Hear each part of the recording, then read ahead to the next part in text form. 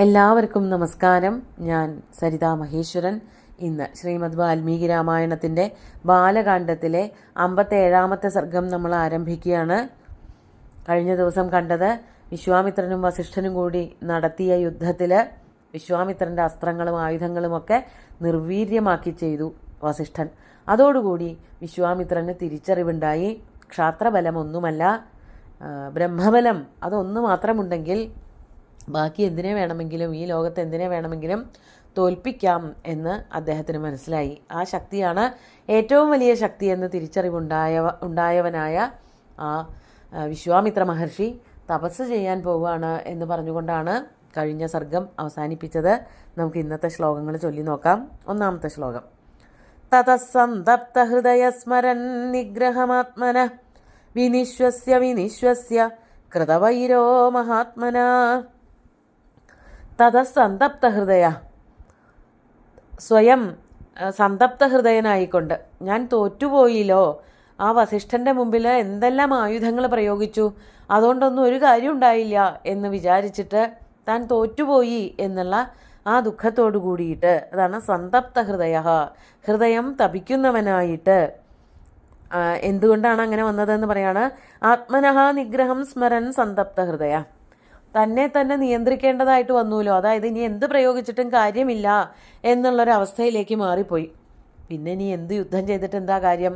അതുകൊണ്ട് സ്വയം നിഗ്രഹിക്കേണ്ടതായിട്ട് വന്നതുകൊണ്ട് ആരോട്? കൃതവൈരോ മഹാത്മന, മഹാത്മന കൃതവൈര വിശ്വാമിത്ര, മഹാത്മാവായിട്ടുള്ള വസിഷ്ഠനുമായിട്ട് വൈരമുണ്ടാക്കിയവനായ, ശത്രുത ഉണ്ടാക്കിയവനായിട്ടുള്ള വിശ്വാമിത്രൻ വിനിശ്വസ്യ വിനിശ്വസ്യ, വളരെയധികം ദുഃഖിച്ചു എന്നുള്ളതിന് ഇവിടെ പറയാണ് ശ്വാസം ഉറക്കെ, അതായത് ശ്വാസോച്ഛ്വാസത്തിൻ്റെ ഗതിവേഗം വർദ്ധിക്കുന്നതായിട്ടാണ് ഇവിടെ പറയുന്നത്. അതാണ് വിനിശ്വസ്യ, ശക്തമായിട്ട് ശ്വാസോച്ഛ്വാസം എടുത്തിട്ട്, അല്ലെങ്കിൽ വളരെയധികം അസ്വസ്ഥനാവുമ്പോൾ താൻ ചെയ്ത പ്രവൃത്തിയൊക്കെ വെറുതെ ആയിപ്പോയി എന്ന് തോന്നുമ്പോൾ അതികഠിനമായിട്ട് ശക്തമായിട്ട് പുറത്തേക്ക് ശ്വാസം വിടും. അതാണ് ഉച്ഛ്വാസം അതിശക്തിയാവും. അതുകൊണ്ടാണ് ഇവിടെ വിനിശ്വസ്യ എന്ന് 2 തവണ എടുത്ത് പറഞ്ഞത്. അങ്ങനെ മനസ്സ് നിഗ്രഹിച്ചുകൊണ്ട് ഇനി താൻ ഈ യുദ്ധത്തിനൊന്നും പോകുന്നില്ല, ഇനി തപസ്സിനേ പോകുന്നുള്ളൂ എന്ന് വിചാരിച്ചുകൊണ്ട് എന്ത് ചെയ്തു? അതാണ് 2ാമത്തെ ശ്ലോകത്തിൽ അതിൻ്റെ തുടർച്ചയാണ്. സദക്ഷിണാം ദിശാം ഗത്വാ മഹിഷ്യാ സഹ രാഘവ തഥാപ പരമം ഘോരം വിശ്വാമിത്രോ മഹാതപ. അങ്ങനെ നിശ്വസിച്ചുകൊണ്ട്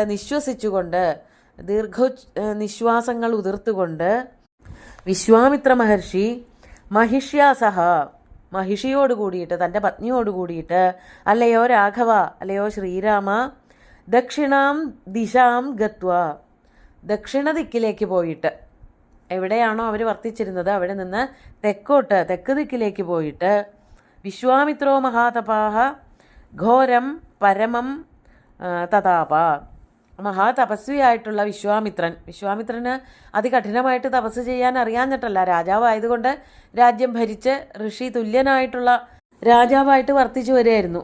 ഇപ്പോൾ ശരിക്കും തന്നെ തപസ് ചെയ്യാനായിട്ട് പുറപ്പെട്ടു. തൻ്റെ പത്നിയോട് കൂടിയിട്ട് തെക്ക് ദിക്കിലേക്ക് പോയിട്ട് അവിടെ ഇരുന്ന് ഘോരമായിട്ടുള്ള തപസ് ചെയ്തു. ആദ്യവും തപസ് ചെയ്ത് വരങ്ങളൊക്കെ വാങ്ങിച്ചു, പലതരത്തിലുള്ള ആയുധങ്ങൾ വാങ്ങിച്ചു എന്നൊക്കെ പറഞ്ഞു. ഇവിടെ അങ്ങനെയല്ല.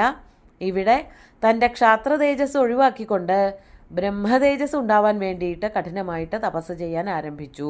ഒറ്റയ്ക്കല്ല, പത്നിയുണ്ടായിരുന്നു കൂടെ. എങ്ങനെയായിരുന്നു തപസ് ചെയ്തത്? അതാണ് 3ാമത്തെ ശ്ലോകത്തിൽ പറയണത്. ഫലമൂലാശനോദാന്തശ്ചാര പരമം തപ അധാസ്യ ജജ്ഞിരേ പുത്ര സത്യധർമ്മപരായണ.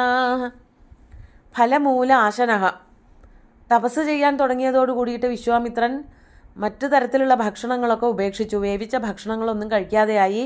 ഫലമൂലങ്ങൾ മാത്രം കഴിക്കാൻ തുടങ്ങി. ഫലങ്ങൾ, പഴങ്ങൾ, മൂലങ്ങൾ എന്ന് വെച്ചാൽ ചെടിയുടെ വേര്, കാണ്ഡങ്ങൾ, അങ്ങനെയുള്ള ഭക്ഷണങ്ങൾ മാത്രം കഴിച്ചുകൊണ്ട് അങ്ങനെയായിരുന്നു ജീവസന്ധാരണം ചെയ്തത്. ദാന്തനായിരുന്നു. ദാന്തഹ എന്ന് പറഞ്ഞാൽ ഇന്ദ്രിയങ്ങൾക്കൊക്കെ നിയന്ത്രണം ഏർപ്പെടുത്തിയവൻ. കണ്ണ്, മൂക്ക്, നാക്ക്, അതൊക്കെ, ചെവി, കയ്യ്, കാല് തുടങ്ങിയതൊന്നും സ്വേച്ഛയ്ക്കനുസരിച്ച് പ്രവർത്തിക്കില്ല. വേണമെന്ന് വിചാരിച്ചാൽ മാത്രമേ, ബുദ്ധിക്ക് അനുസരിച്ച് മാത്രമേ പ്രവർത്തിക്കുള്ളൂ. അങ്ങനെയുള്ള ആൾക്കാരെയാണ്, ദമനശീലം സ്വീകരിച്ചിട്ടുള്ളവരെയാണ് ദാന്തന്മാർ എന്ന് പറയാം. അങ്ങനെ ദാന്തനായി തീർന്നിട്ട് പരമം തപശ്ചചാര, കഠിനമായിട്ട് തപസ് ചെയ്തു. ഒന്നിലേക്ക് മനസ്സിനെ വ്യാപരിപ്പിക്കാതെ കഠിനമായിട്ട് കുറേ കാലം തപസ് ചെയ്തു. അതിനുശേഷം അതിനൊക്കെ ശേഷം അപ്പോൾ കഠിനമായിട്ട് തപസ് ചെയ്തതിന് ശേഷം അദ്ദേഹം മഹിഷിയോട് കൂടിയിട്ട് ജീവിക്കുകയും ചെയ്തു. അപ്പോൾ അദ്ദേഹത്തിന് 4 പുത്രന്മാരുണ്ടായി.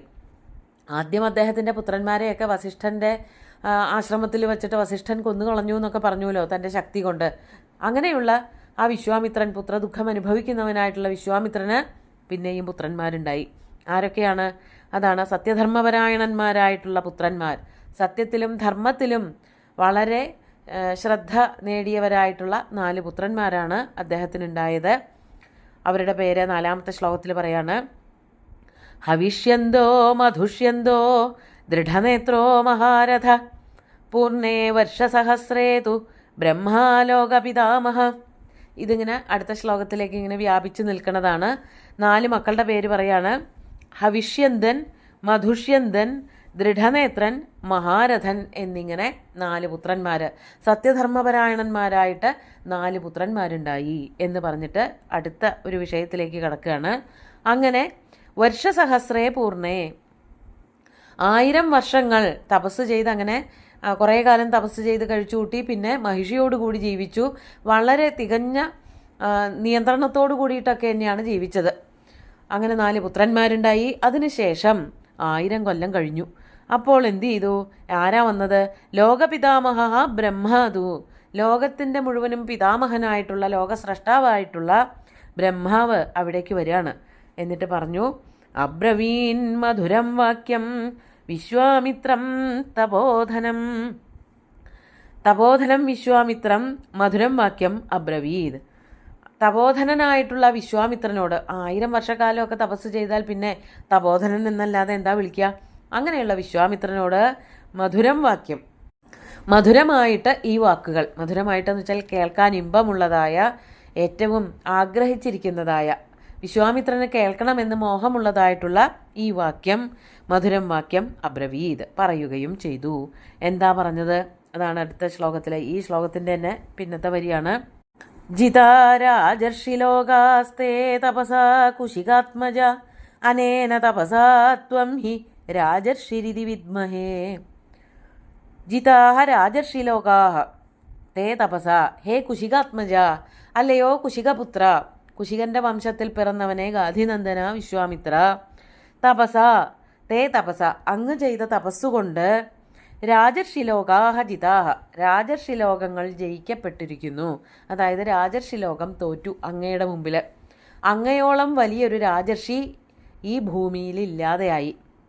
രാജർഷി എന്നുള്ള പദം കൊണ്ട് ആരെ തന്നെ ആദ്യം സംബോധന ചെയ്യാൻ പറ്റുള്ളൂ? വിശ്വാമിത്രനെ മാത്രമേ സംബോധന ചെയ്യാൻ പറ്റുള്ളൂ എന്നുള്ളൊരവസ്ഥയിലേക്ക് രാജാവായി നിന്നുകൊണ്ട് തന്നെ തപസ് ചെയ്തതിനാൽ അങ്ങ് രാജർഷിമാരുടെ ഏറ്റവും മുഖ്യനായി തീർന്നു. അതാണ് രാജർഷിലോകാഹ തേ തപസാ ജിതാഹ, രാജർഷിലോകം മുഴുവനും തോറ്റുപോയി അങ്ങയുടെ മുമ്പിൽ. അങ്ങ് ഏറ്റവും വലിയ രാജർഷിയായിട്ട് അറിയപ്പെടും. അനേന തപസാ ത്വം ഹി രാജർഷിരിതി വിദ്മഹേ. അനേന തപസ, ഈ ചെയ്തതായിട്ടുള്ള ദീർഘമായിട്ടുള്ള തപസ്സുകൊണ്ട് അങ്ങ് രാജർഷി എന്ന് ലോകമൊട്ടാകെ അങ്ങ് അറിയപ്പെടും. അങ്ങയെ എല്ലാവരും രാജർഷി എന്ന് വിളിക്കും. ഇപ്പോൾ ഇവിടെയുള്ള ആരെങ്കിലുമൊക്കെ പറയുന്നുണ്ടെന്നേ ഉള്ളൂ. പക്ഷേ ലോകം മുഴുവനും എപ്പോഴും വിശ്വാമിത്രനെ രാജർഷി എന്ന് മാത്രമേ അറിയുള്ളൂ. അദ്ദേഹത്തിൻ്റെ പേര് തന്നെ വെറും രാജാവ് എന്നുള്ള പേര് മാറിയിട്ട് രാജർഷി എന്ന പേരിൽ തന്നെ അങ്ങ് ലോകം മുഴുവനും അറിയപ്പെടും എന്ന് അനുഗ്രഹിക്കുകയാണ് ബ്രഹ്മാവ് വന്നിട്ട്. വിശ്വാമിത്രനെ രാജർഷിയാണങ്ങ് എന്ന് അനുഗ്രഹിച്ചു. എന്നിട്ട് 6-ാമത്തെ ശ്ലോകം ആണ് നമ്മൾ ചൊല്ലിയത്. അതും അടുത്ത 7-ാമത്തെ ശ്ലോകത്തിൽ ഒരു വരി കൂടി ചൊല്ലാം. ഏവമുക്ത്വാ മഹാതേജ ജഗാമ സഹ ദൈവതൈഃ ത്രിവിഷ്ടപം ബ്രഹ്മലോകം ലോകാനാം പരമേശ്വര. ഏവം ഉക്ത്വാ, ഇപ്രകാരമൊക്കെ പറഞ്ഞിട്ട്, മഹാതേജാഹ ലോകാനാം പരമേശ്വര, മഹാതേജസ്വിയായ ലോകത്തിൻ്റെ മുഴുവനും ഈശ്വരനായിട്ടുള്ള ബ്രഹ്മദേവൻ എന്താണ് പിന്നെ ചെയ്തത്?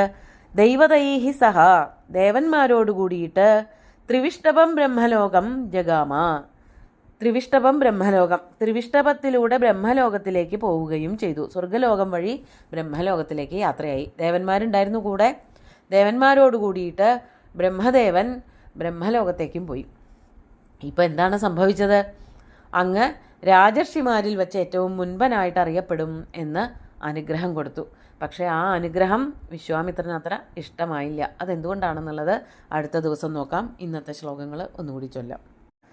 തതസന്തപ്തഹൃദയ സ്മരൻ നിഗ്രഹമാത്മന വിനിശ്വസ്യ കൃതവൈരോ മഹാത്മനാ സദക്ഷിണാം ദിശം ഗത്വാ മഹിഷ്യാ സഹ രാഘവ തതാപ പരമം ഘോരം വിശ്വാമിത്രോ മഹാതപാ ഫലമൂലാശനോദാന്തശ്ചാര പരമം തപഃ അധാസ്യ ജജ്ഞിരേ പുത്രാഃ സത്യധർമ്മപരായണാഃ ഹവിഷ്യന്തോ മധുഷ്യന്തോ ദൃഢനേത്രോ മഹാരഥ പൂർണേ വർഷസഹസ്രേ തു ബ്രഹ്മാലോകപിതാമഹ അബ്രവീൻ മധുരം വാക്യം വിശ്വാമിത്രം തപോധനം ജിതാ രാജർഷിലോകാസ്തേ തപസാ കുശികാത്മജ അനേന തപസാ ത്വം ഹി രാജർഷിരിതി വിദ്മഹേ ഏവമുക്ത്വാ മഹാതേജാ ജഗാമ സഹ ദൈവതൈഃ ത്രിവിഷ്ടപം ബ്രഹ്മലോകം ലോകാനാം പരമേശ്വര.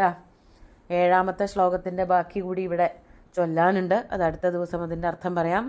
സുന്ദരമായിട്ടുള്ള ശ്ലോകങ്ങൾ ഭഗവാൻ ശ്രീരാമചന്ദ്രൻ്റെ കാൽക്കൽ അർപ്പിച്ചുകൊണ്ട് ഗുരുവായൂരപ്പനെ സാഷ്ടാംഗം നമസ്കരിച്ചുകൊണ്ട് എല്ലാവർക്കും ശുഭദിനം നേർന്നു നിർത്തട്ടെ. നന്ദി.